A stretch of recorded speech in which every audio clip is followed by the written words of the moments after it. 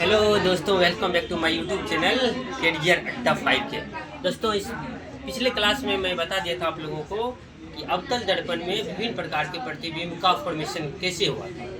आज हम बताएंगे कि उत्तल दर्पण में प्रतिबिंब का निर्माण कैसे होता है। लेकिन प्रतिबिंब फॉर्मेशन से पहले हम 3 रूल बताए थे। 3 रूल को एक बार हम फिर से रिकैप करवा देते हैं आप लोगों को। ये बताए थे, पहला नियम ये बताए थे कि अवतल दर्पण में प्रधान अक्ष के समांतर अगर कोई प्रकाश की किरण आता है तो वो क्या होता है, वो फोकस से गुजर जाता है। पहला बताए थे। दूसरा बताए थे कि अगर कोई प्रकाश की किरण को फोकस से दर्पण पर डालते हैं तो वो प्रधान अक्ष के समांतर हो जाता है। तीसरा ये बताए थे कि अगर कोई प्रकाश की किरण वक्रता केंद्र से होकर के दर्पण पर जाता है तो फिर उसी माध्यम में लौट जाता है। ये 3 रूल आप लोगों को हम बता चुके हैं। तो आज हम लोग सीखेंगे उत्तल दर्पण में। चलिए, अब सबसे पहले क्या करना है, हम वस्तु को अनंत पर रखे थे। जैसे अवतल दर्पण में वस्तु को अनंत पर रखे थे, उसी तरह से उत्तल दर्पण में वस्तु को अनंत पर रखेंगे। चलिए, जब वस्तु अनंत पर हो, चलिए वस्तु को कहाँ पर रख रहे हैं, अनंत पर रख रहे हैं। तो दोस्तों, सबसे पहले हम क्या करते हैं कि एक उत्तल दर्पण बनाते हैं। यह उत्तल दर्पण का नाम दे देते हैं MN। ये हो गया अपने लोग का क्या चीज, बोलिए, प्रधान अक्ष का ये हो गया पोल, ये हो गया बोलिए फोकस, और ये हो गया वक्रता। क्या हो, प्रकाश बिंब तो है कहाँ पर, अनंत पर। तो अनंत पर से बिंब दर्पण पर जाएगा। तो दोस्तों, यहाँ पर तो आप लोग को पता है कि उत्तल दर्पण में ये इस तरह से रिफ्लेक्ट होता है, ये इस तरह से रिफ्लेक्ट होता है, ठीक है। और एक किरण को और डालते हैं इस तरह से, इस तरह से, तो ये इस तरह से रिफ्लेक्ट हो जाएगा। तो अब ये देख रहे हैं कि दोनों किरण इस तरह से रिफ्लेक्ट हो रहा है, आगे इधर कहीं मिलने वाला नहीं है।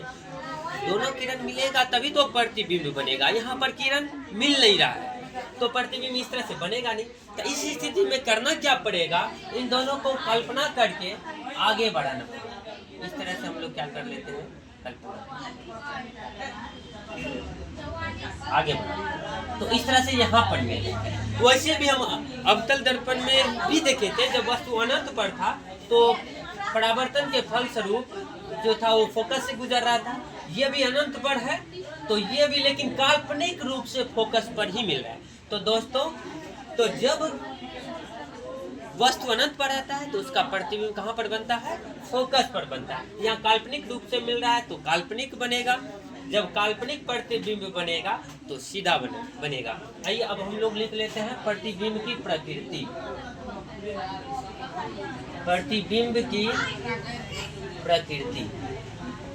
प्रतिबिंब कहाँ बना है, दर्पण के पीछे बना है।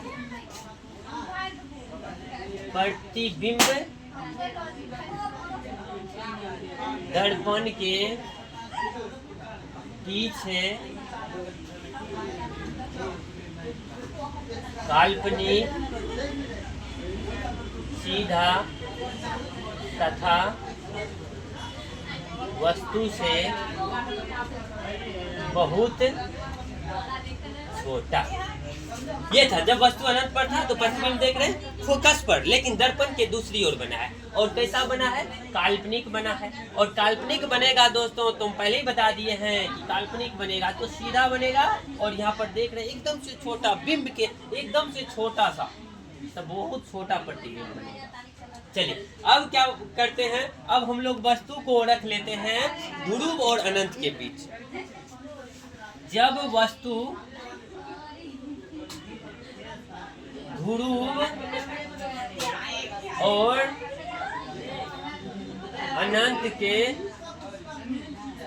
बीच, जब वस्तु ध्रुव और अनंत के बीच, फिर से क्या कर लेते हैं, एक उत्तल दर्पण बना लेते हैं। तो ये एक उत्तल दर्पण बना लिए। उत्तल दर्पण का नाम MN रख लेते हैं। और ये हो गया अपना लोग का प्रधान अक्ष, यहाँ पर हो गया ध्रुव, यहाँ हो गया फोकस और यहाँ हो गया वक्ता केंद्र। अब वस्तु को कहाँ पर रख रहे हैं? ध्रुव और अनंत के बीच। तो ये हो गया ध्रुव, इधर हो गया अनंत। तो वस्तु को मान लेते हैं कि वस्तु को हम लोग यहाँ रखें, वस्तु को यहाँ पर रखे हैं। ठीक है, यहाँ तक कसा करते समझ गए होंगे। अब यहाँ से प्रकाश की किरण जाएगी दर्पण पर, और दर्पण क्या करेगा बेचारा को इधर से ऐसे करके भगा देगा। अब तो इसको काल्पनिक रूप से आगे बढ़ाइए, तो प्रधान अक्ष के समांतर आ रहा है, तो ये कहाँ से गुजरेगा ये दोस्तों? ये गुजरेगा फोकस। एक किरण को और गुजारना होगा, जैसा कि जानते हैं कि प्रतिबिंब निर्माण के लिए 2 किरण को गुजारना है। तो एक किरण को क्या करते हैं? यहाँ से गुजारते हैं, यहाँ से तो ऐसे करके गुजारेंगे दोस्तों। तो जैसे ये जाएगा, क्योंकि इसको वक्ता केंद्र से गुजार रहे हैं, तो जैसे जाएगा वैसे क्या होगा? ये लौट भी जाएगा। ऐसे गया ऐसे लौट गया। तो ये दोनों कहाँ पर मिला है? यहाँ पर मिला है। तो प्रतिबिंब कहाँ पर बना दोस्तों? यहाँ पर बना। तो प्रतिबिंब कहाँ पर बना दोस्तों? यहाँ पर बना। देख रहे हैं, तो यहाँ पर भी काल्पनिक रूप से मिला है, तो काल्पनिक प्रतिबिंब बना है। आइए हम लोग अब देख लेते हैं प्रतिबिंब की प्रकृति। तो प्रतिबिंब की प्रकृति लिख लेते हैं, प्रतिबिंब की प्रकृति। तो प्रतिबिंब कहाँ पर बना है? दर्पण के दूसरी ओर या दर्पण के पीछे। प्रतिबिंब दर्पण के पीछे कैसा बना है दोस्तों? काल्पनिक। काल्पनिक काल्पनिक बनेगा तो सीधा बनेगा, सीधा तथा वस्तु से छोटा। तो कुल 2 प्रकार से बनता है उत्तल दर्पण में, कुल 2 प्रकार से। अब तल में देखे थे कि 6 प्रकार से प्रतिबिंब बना था, इसमें 2 प्रकार से। तो ये देखें। अब दोस्तों हम इसमें ये सीख रहे हैं, अभी तक में ये देखें कि अवतल दर्पण में वास्तविक और काल्पनिक दोनों प्रकार के प्रतिबिंब बन रहे थे, लेकिन उत्तल दर्पण में देखें कि केवल और केवल काल्पनिक प्रतिबिंब बना है। तो उत्तल दर्पण में हमेशा ही सीधा प्रतिबिंब बनता है, चूंकि सीधा बनता है, चूंकि काल्पनिक किरणों के मिलने से बनता है। तो आशा करते हैं कि ये दोनों चीज आप लोग को अच्छा से समझ में आया होगा। Thank you.